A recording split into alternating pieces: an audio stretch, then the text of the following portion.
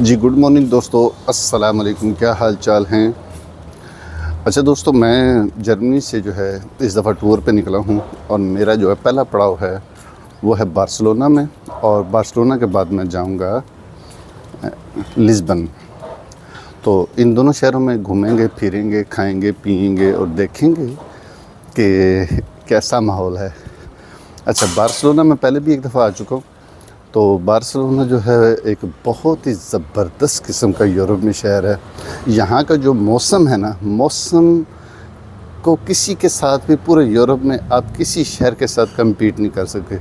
Barcelona Spain, यानी Spain के किसी शहर में आप चले जाएं, मौसम आपको बहुत बेहतरीन मिलेगा। तो इस वक्त मैं बार्सिलोना के ये सेंटर में मौजूद हूँ।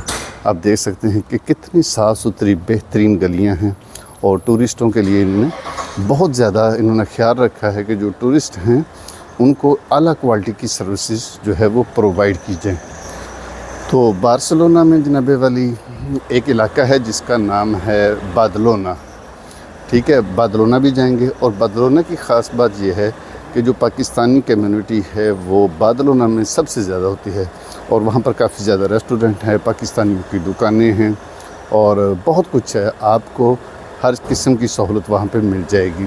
तो इस वक्त मैं ये बार्सिलोना के सेंटर में मौजूद हूँ। उसके बाद बादलोना जाएंगे। बादलोना में आपको दिखाऊंगा कि वहाँ पे किस किस्म की दुकानें हैं, और मज़े की बात यह है कि वहाँ पर मस्जिद भी है। तो आज जुम्मे का दिन है, इंशाल्लाह वहाँ पर भी हाज़िरी होगी, और आपको थोड़ा सा मैं बादलोना के बारे में भी बताऊँगा और दिखाऊँगा कि वहाँ पर किस किस्म की सहूलियात आपको मिलती हैं। आपकी बहुत सी कम्युनिटी है, बहुत से लोग आपको मिलेंगे, और सबसे ज़्यादा जो है पाकिस्तानी कम्युनिटी अगर एक जगह पे इकट्ठी आपको नज़र आएगी तो वो बादलोना है। तो अभी इस वक्त सुबह का टाइम हो चुका है। तो सबसे पहले नाश्ता करेंगे। नाश्ते के बाद जो है फिर आके एक दफ़ा मैं तैयार होऊंगा, कपड़े वगैरह पहनेंगे और नॉर्मल जुम्मे की तैयारी करेंगे।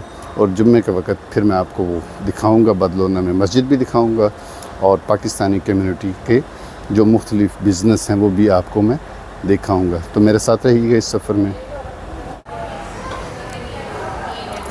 अच्छा, ये देखें जी, ये बार्सिलोना की एक बहुत ज़बरदस्त किस्म की गली है।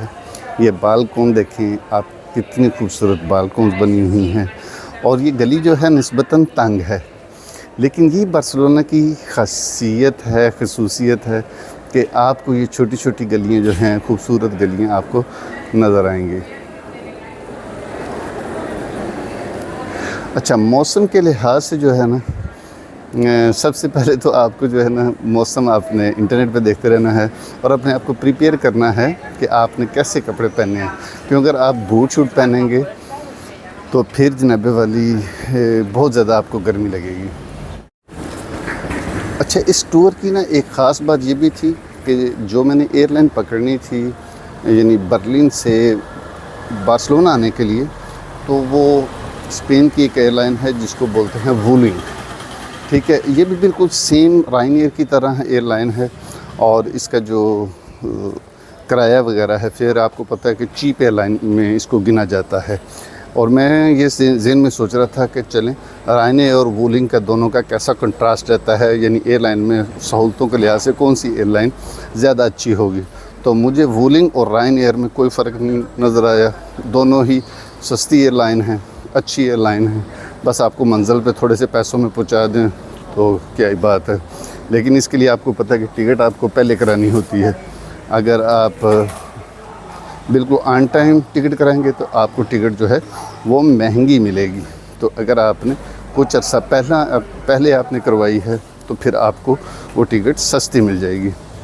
लेकिन इस बात का भी ख्याल आपको रखना होता है कि अगर आप इन एयरलाइन में से अगर आप कोई अपना टिकट कैंसिल करवाना चाहते हैं या एक्सटेंड करवाना चाहते हैं, कैंसिल तो बिल्कुल नहीं होगा। यानी अगर आप कैंसिल करवाना चाहते हैं, आपका ट्रिप रह गया है, तो फिर आपका टिकट ज़ाया जाएगा। तो अगर आप उसको एक्सटेंड करवाना चाहते हैं तो फिर वो किराए के हिसाब से और आपको पैसे डालेंगे। 45 यूरो तो आपको पड़ने ही पड़ने हैं। ठीक है, जो आपने अपनी अमेंडमेंट कराई थी। तो कभी आपका अगर प्रोग्राम कभी ज़िंदगी में कैंसिल हो जाए किसी जगह पे, और आपने टिकट बुक करवाई है और अब आप ये चाह रहे हैं कि मैंने इसको कैंसिल करवाना है या नहीं जाना, तो आप उसको कैंसिल ना करवाएं, बल्कि 6 महीने 8 महीने आगे की डेट डाल दें। हो सकता है कि आपके पास टाइम भी निकल आए और आपका जो है टूर वो आपको उस इजाज़त दे दे, आपका टाइम आपको इजाज़त दे दे कि आप बाद में ट्रैवल कर लें। तो देखिएगा, तो मैंने पहले एक दफ़ा प्रोग्राम बनाया था लिस्बन का, तो फिर मैंने प्रोग्राम कैंसिल कर दिया। तो उसके मुझे 352 यूरो 352 यूरो जो है वो मुझे एक्स्ट्रा पड़ गए थे। लेकिन यह है कि बस ज़िंदगी में इस तरह होता रहता है, आप प्रोग्राम बनाते हैं, आप प्रोग्राम तोड़ते हैं, तो बस इसी का नाम ज़िंदगी है। अच्छा, बार्सिलोना में जो है ना देखने को बहुत कुछ है, ठीक है। अगर आपका 3-4 दिन का टूर है तो वो 3-4 दिन भी आपके लिए कम है। आप जनाबे वाली जगह देखते देखते एक्सप्लोर करते करते थक जाएंगे, लेकिन 3-4 दिन का जो टूर है वो 3-4 दिन का जो टाइम है वो आपके लिए कम होगा, ठीक है। लेकिन बार्सिलोना में करने को बहुत कुछ है, देखने को बहुत कुछ है, ठीक है। और अपनी लाइफ में आप ना एक इनकलाबी तब्दीली महसूस करेंगे, और फिर आपको महसूस होगा कि घर से निकलना कितना ज़रूरी है, सैर करना कितना ज़रूरी है, और इस दुनिया को एक्सप्लोर करना कितना ज़रूरी है। अच्छा, एक और आप बार्सिलोना में एक चीज़ आपको देखने की मिलेगी, जिस तरह आपको जर्मनी में साइकिल मिलते हैं ना देखने को, कि हर जगह जो है वो लोग साइकिलों पे घूम रहे हैं, फिर रहे हैं। तो यहाँ पे ये जो मोटरसाइकिलों का कॉन्सेप्ट है ना, ये बहुत ज़बरदस्त है। बहुत ज़्यादा लोगों ने ये छोटी जो है मोटरसाइकिलें रखी होती हैं, और अपने अपने काम काज की तरफ लोग मोटरसाइकिलों पे जाते हैं।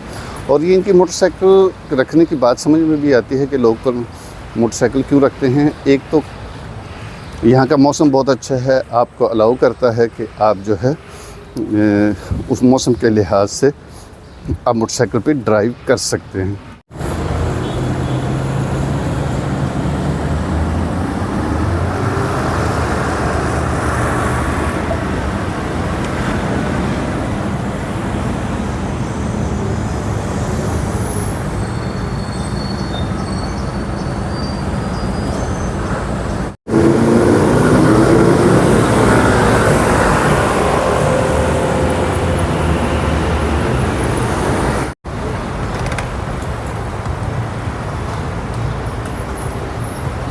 अच्छा, ये इस वक्त मैं चौक में खड़ा हूँ, तो ये देखें कितने खूबसूरत किस्म के मकान इन लोगों ने बनाए हुए हैं। और इसमें बार्सिलोना में एक चीज़ आपको जो नज़र आएगी, ये पता नहीं आज से 5-10 साल पहले भी था या अभी इन्होंने किया, कि हर चीज़ की इन्होंने मैनेजमेंट बहुत ज़बरदस्त किस्म की है। यदि पैदल चलने वालों के लिए, मोटरसाइकिल वालों के लिए, टैक्सी वालों के लिए, बस वालों के लिए, हर एक के लिए मुख्तलिफ़ रास्ते हैं, और आपने अपने ट्रैक में रहना है। यानी अगर कोई बंदा गाड़ी ड्राइव करता है तो वो अपने ट्रैक में रहेगा, बस या टैक्सी वाली लाइन पे नहीं चढ़ जाएगा।